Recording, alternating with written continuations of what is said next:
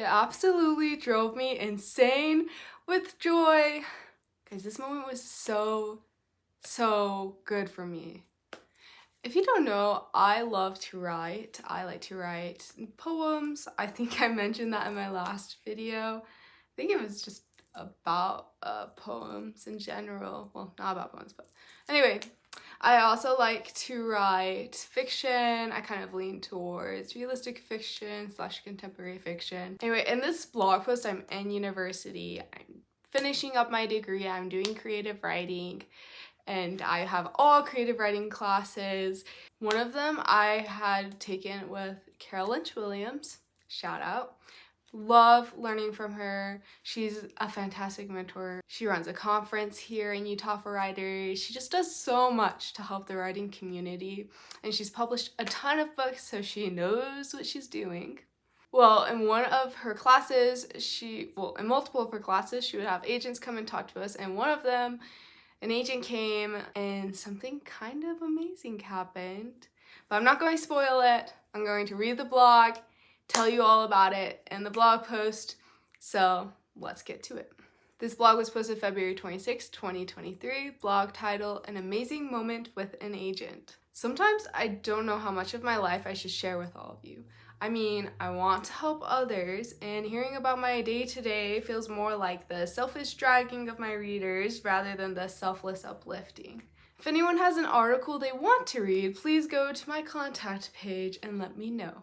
Or you can go ahead and just comment down below anything you want to hear about video-wise, blog-wise.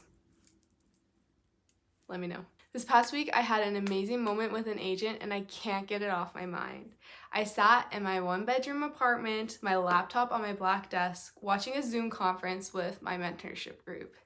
Here, I had a chance to impress someone that could change my future, could give me hope for living in a world post-graduation, could make me more than an optimist who believes in all the wrong things. The man wore a V-neck sweater and a bow tie, dressed in cool colors. His presentation of himself shouted sophistication. I didn't know that happened in real life. Throughout most of my life, I'd only seen casual or conceited. Everything he said echoed a message in my brain. You want this man as your agent. This is the one. This is the one. This is the one. When he answered our questions, he mentioned in passing that he had 40 authors he was working with. He didn't have room for any more.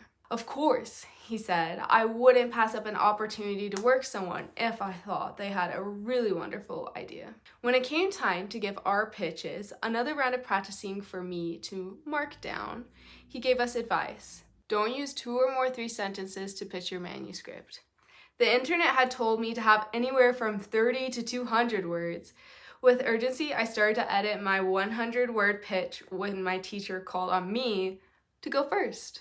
Winging it, I reiterated my pitch in a more concise fashion, hoping it made sense. He gave feedback and something amazing happened. I feel shy and uncertain about sharing this, though. Do I dare tell what happened? Am I not casual nor sophisticated but conceited?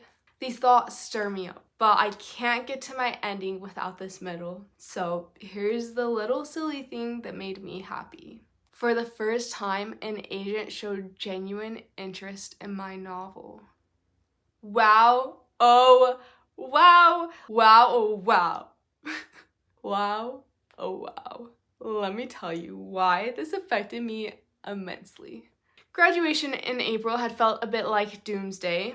The best doomsday because at least I can say I finished, I'm done. However, for my family's sake, I'll need to find a job with decent pay and benefits, if possible. I've applied to 34 jobs and counting. 6 have rejected me. For one, I found the rejection status on my own. They didn't let me know. Still waiting on responses from the rest, and I have been for about a month. Granted, I applied to jobs way out of my league, and I intended to shoot for the low-hanging fruit as I come closer to graduating. Yet a part of me thought I'd at least get an interview for some of these other jobs. What if I try for positions that seem reasonable and I still don't find anything? I may have to temporarily set aside my hopes of writing for work. However, no matter what happens with these full-time gigs, I've always planned to continue to write my books. Try to get them published, and if it doesn't turn out, c'est la vie. I did something that I enjoyed, something good. The only caveat is that I might get less time to do what I love if I end up with a job that wears me out. That, or I could skip the work thing and go broke and homeless pursuing my writing. I ache when I wonder about these things. I guess all I can do is pray, hope, and try my best to make it happen. This agent reinvigorated my hopes and dreams. When I email him one day, perhaps he will still show interest, or maybe that will have faded away. It doesn't matter. He gave me precious encouragement to do good with what I love. I want to encourage you all to do the same. Do good with what you love. Take that hobby or passion and make time for it.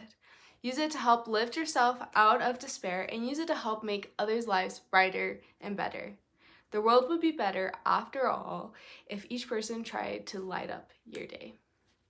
That actually used to be the slogan for my blog, the tagline.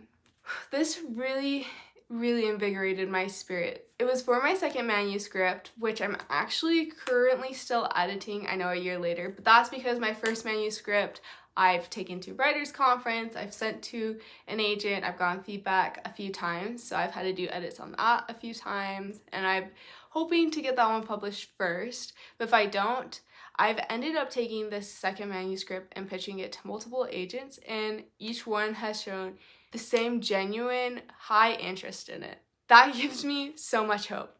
Now when I send it, will they take it?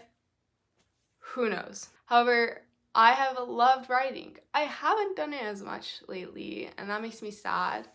However, I feel like each month I reset the same goal. I'm going to finish editing the draft of my manuscript this month and send it back to that agent. I'm gonna finish it this month. I have the goal for this month. Send it in May because it's about to get busy in summer and everyone's going to be sending. In fact, I wish I had sent it back in March if I was going to get the lowest time of the year to send it. That happens too often, especially when life gets crazy. And I mean, for me, if you guys have heard any of my past videos, life has been way crazy. Probably the craziest it's ever been, which is saying something because I've had a pretty crazy life, which one day I'm sure y'all will hear all about, to an extent, with respect for other people, of course, because duh. Oh, I guess this is just another quick one to give you a life update that I had a year ago, to give you a life update that I have now. I'm still trying to publish. I will let you guys know when my book gets published. I don't want to do self-publishing. I like the idea of working with a community to get my book published. That's just what I would like to strive for. But if the time comes and I realize, hey, in 10 to 20 years, I'm still not getting an agent, it's not going to get published traditionally, I'll just print it off and start handing it out on the street. So I'll let you guys know when I do that. If YouTube still exists, I think it will. Ooh, bold prediction. We'll see. Thanks for watching. I hope you have a great rest of your day, a great rest of your week, heck, even a great rest of your hour. We'll talk next time, okay? Bye!